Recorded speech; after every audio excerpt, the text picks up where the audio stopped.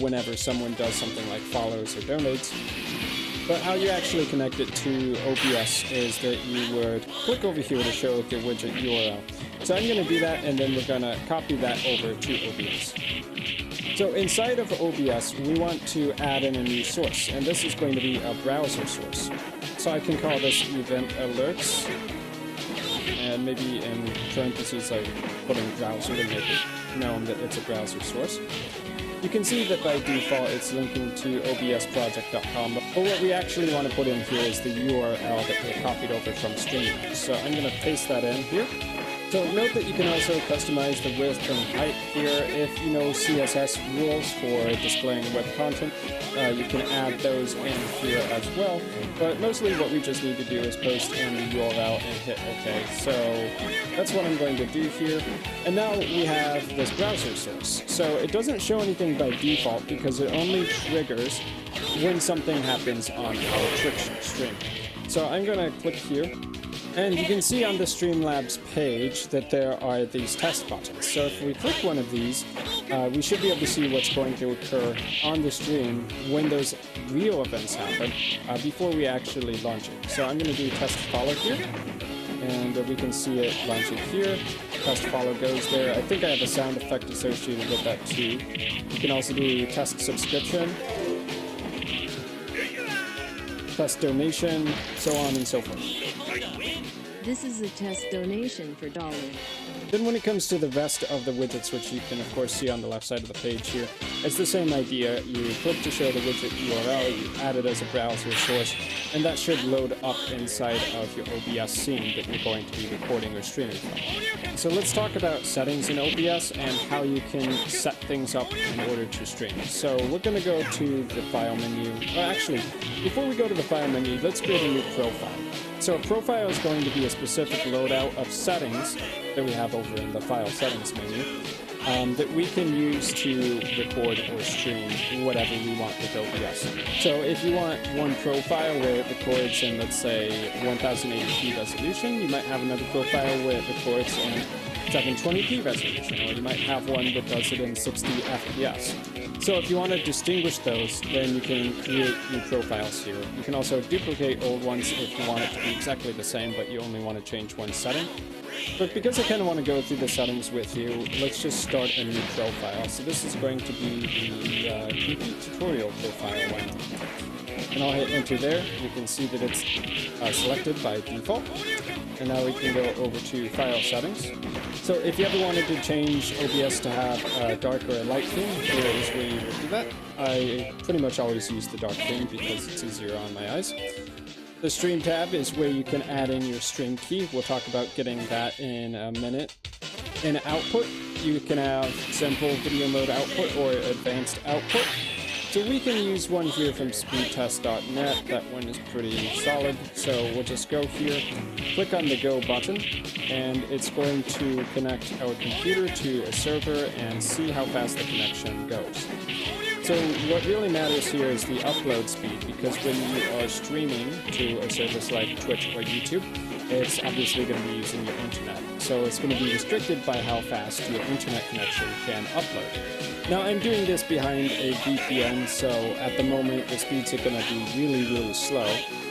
Okay, so in this hypothetical example, I have an upload max bit rate of 7.82 megabits per second. If you check the YouTube documentation for recommended upload encoding settings, you can get a good idea of where your bit rate should be at for your videos if you want them to look good. Because if you have a very high resolution for your video, but you have a low bit rate, it may start to look choppy. Now, generally, I would also say that you shouldn't set the bit rate to your absolute maximum for your internet, because if you do that and the internet ever dips, you may run into some issues, so it might be more consistent to set it at about 70 or 80% of this value. So instead of setting it at 8 megabits per second, I might set it at 6. So we can see over here for this recommended bitrate for standard uploads that it will say for 30 FPS, you can see the frame rate up here, and 180p, it recommends having at least 8 megabits per second. We can also see for 720p, 5 megabits per second is enough, but if you go up to a higher frame rate, like 60 FPS, these numbers jump up about 50%. So 180p at 60 FPS, you'd want a bitrate of 12 megabits per second or so. Now, if I was to put that into OBS and using a VPN connection, which gives me these low numbers, I would probably run into some issues, and people would complain that the stream doesn't work. So if you actually try to stream, there'll be a little icon in the bottom right-hand corner which will actually show the stream health. So if a lot of frames are dropping, or the bitrate is just too low for it to look good on the other side, the green light that shows up over here may turn yellow or red. So keep an eye on that the first few times you're setting up your stream. So let's say hypothetically I wanted to record at 180p 30 FPS. So we'll do 8 megabits per second. How we convert that into the video bitrate is that we multiply that by 1,000. So 8 becomes 1,000. That's how you convert megabits into kilobits. Audio bitrate, I like to set that at 192. Doesn't make a huge difference, but you can pretty much figure out if the audio bitrate is 192 and the video bitrate is 8,000, then the video is still taking up 40 times more data than the audio. So increasing your audio bitrate to increase the audio quality, if it helps at all, it's not going to take up much extra data. So down here in recording, likely when you're recording, whether or not you're streaming, you're going to want to save to a file. So the default recording format is .flv. But generally, I like to change that to either MP4 or .move. MP4 is a more common format. It works with more video editors, so you can't go wrong with MP4. But if you want to record multiple audio streams at the same time, in other words, you want to separate your desktop audio from your microphone audio, then .move is going to be a good format for that. So I've been using .move lately. And of course you can set a recording tab here, hit apply. You can go into the advanced settings if you want, but it's not really necessary for most people. So one thing I will point out is if you want to set specific audio tracks to go to streaming and to recording.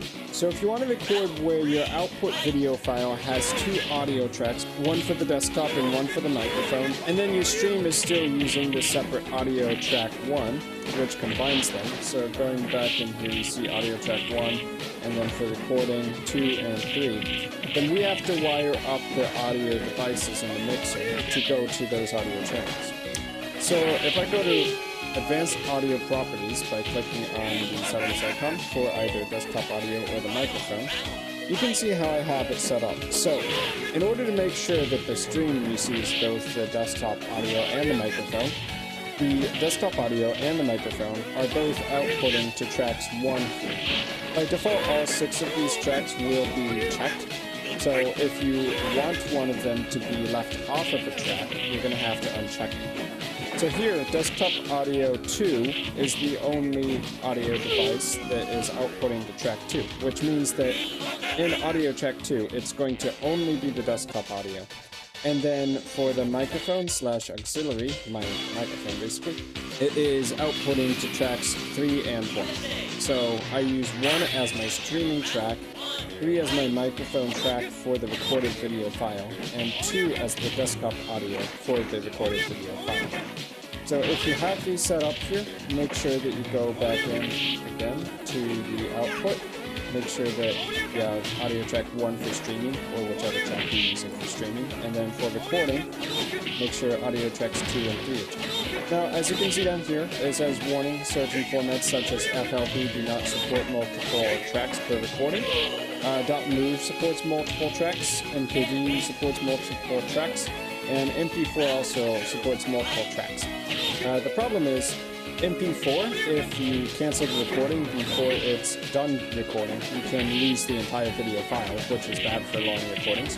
And MKV isn't compatible with all video editors, so you might need to reconvert MKV into .mp4. That's why I use .move, because .move has both of the advantages with none of the drawbacks. It's compatible with most video editors, and it supports multiple audio tracks.